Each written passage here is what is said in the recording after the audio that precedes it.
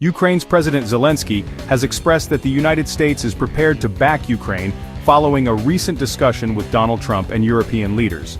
These discussions took place in Berlin, setting the stage for the upcoming Trump-Putin summit scheduled for Friday in Alaska. The meetings are being overseen today by German Chancellor Friedrich Merz and led by UK Prime Minister Keir Starmer.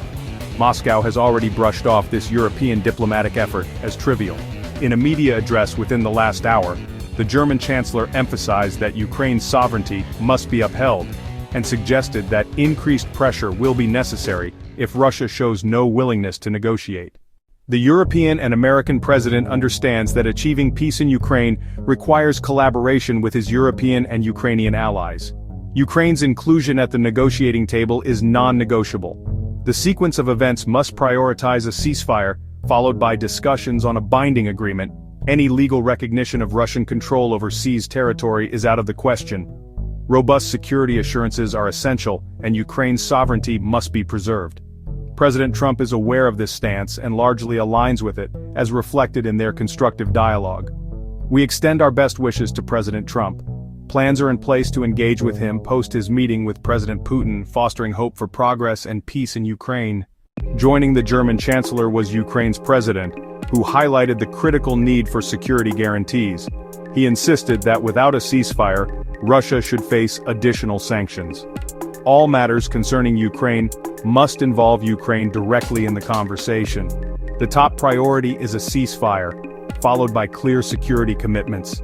I've informed the American president and European counterparts that Putin is bluffing. He's intensifying efforts across the front line.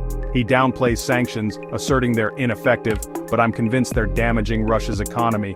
Though Russia possesses more weapons, especially artillery, it's suffering 3 times the casualties. We're now showing live footage from Fairbank Air Force Base, where U.S. Vice President J.D. Vance will soon speak. Having visited the UK and met the Foreign Secretary recently, he'll address American troops there. I'd also like to bring in our political correspondent Harry Farley from Westminster and Washington correspondent Anandi Mukherjee. Let's start with Harry, as Starmer chaired the European leaders' meeting. Just moments ago, Matthew Downing Street released a statement that highlights an intriguing balance.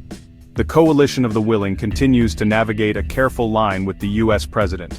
The coalition comprising France, Germany, Italy, Poland and Finland backed by the U.S. is stepping up. Trump is set to speak soon at another event, possibly clarifying his stance post-call.